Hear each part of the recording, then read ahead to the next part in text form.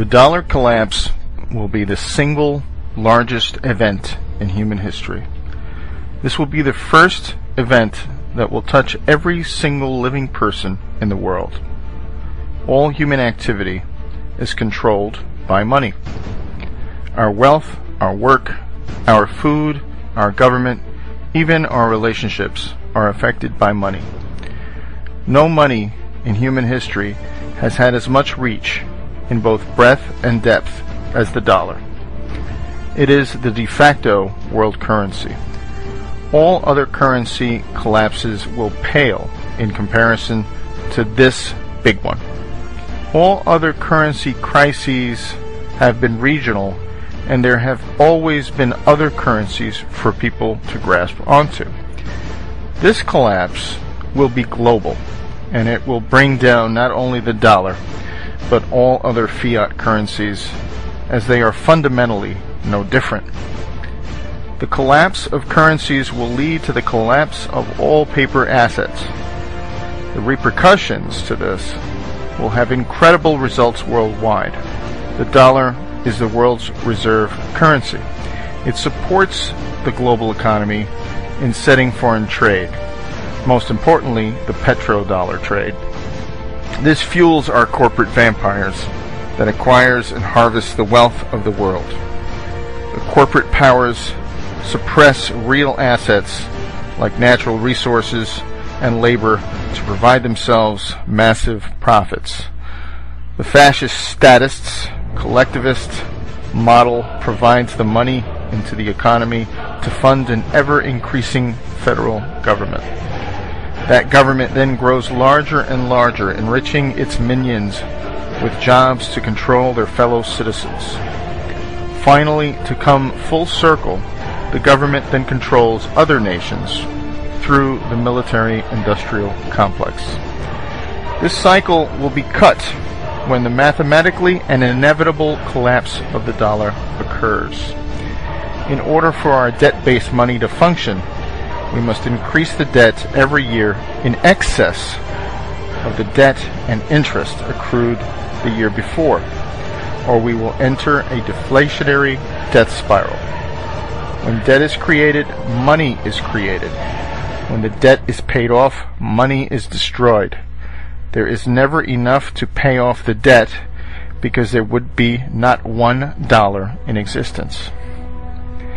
We are at a point where we either default on the debt, willingly or unwillingly, or create more money or debt to keep the cycle moving.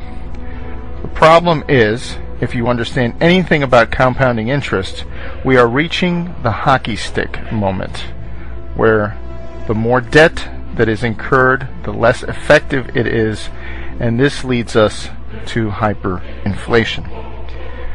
There are only two actors needed for this hyperinflation: the lender of last resort, or the Fed, and the spender of last resort, the government.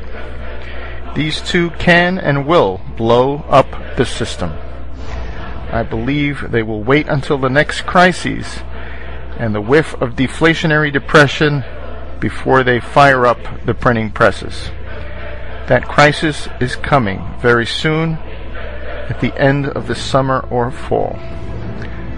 The money and emergency measures are worn out. The fact that none of the underlying problems that caused the 2008 crisis have been resolved. The only thing that has happened is that instead of corporate problems, we now have national problems. In this movie, Greece will play a role of Lehman Brothers, and the United States will play the role of AIG. The problem is there is nowhere to kick the can down the road, and there is no world government to absorb the debt yet. So this leads me to the top 5 places not to be when the dollar collapses. Number 1, Israel. This Anglo-American beachhead into the Middle East was first conceived by the most powerful family in the world, the Rothschilds, in 1917. The Balfour Declaration said that there will be a Zionist Israel years before World War II, and the eventual establishment of Israel. Israel has not been a very good neighbor to its Muslim nations, and has always had the two biggest bullies on the block at its back. When the dollar collapses, the United States will have much too much on its plate, both domestically and internationally, to worry about such a non-strategic piece of land. This will leave Israel very weak at a time when tensions will be high. This very thin strip of desert land will not be able to withstand the economic reality of importing its food and fuel, or the political reality of being surrounded by Muslims. Number 2. Southern California. The land of fruits and nuts turns into battlefield Los Angeles. 20 million people packed into an area that has no water, and thus food, is not good, to say the least. Throw on top of the huge wealth disparities and the proximity to a narco state, and this does not bode well. We have seen riots from Rodney King. What will happen when the dollar is destroyed and food and fuel stop coming into this area? People will get desperate and do crazy things, especially when a huge proportion of its citizens are on antidepressants. If food and fuel cannot get in, what about Prozac? At a time when people's worlds are falling apart, they lack the ability to deal with this new paradigm. If people come off these drugs too fast, they will suffer psychotic breaks, and you will have thousands of shootings or suicides. Number 3. England. The land of the big brother and former empire of the worldwide slave and drug trade will suffer heavily. The stiff upper lip that the British elite ingrained into the sheeple will not work anymore as the British population explodes. The human character will sacrifice and unite for a foreign enemy, but not if the enemy has always been the elite. The Anglo-American Empire may pull off another false flag to distract its population, but I feel this collapse will happen before they pull it off. This will make all eyes point at the British elite as solely responsible for this catastrophe. We have seen massive riots for soccer matches with hooligans. What will happen when this island with very little food and fuel gets cut off? Number 4. New York City. Another large urban area living too high on the dollar hog. There is little doubt that all of the wealth in New York City, New Jersey, and Connecticut is derived off of Wall Street wealth. The savings and investments of the whole nation and much of the world flows through this financial capital. As the world wakes up to the massive financial fraud, this will lead to the destruction of capital like we have never seen before. This will have tremendous effects on the regional economy as people driving in Mercedes suddenly wonder where their next meal is coming from. Number 5. Washington, D.C. The political collapse of the federal government will wreak havoc on the hugely inflated local economy.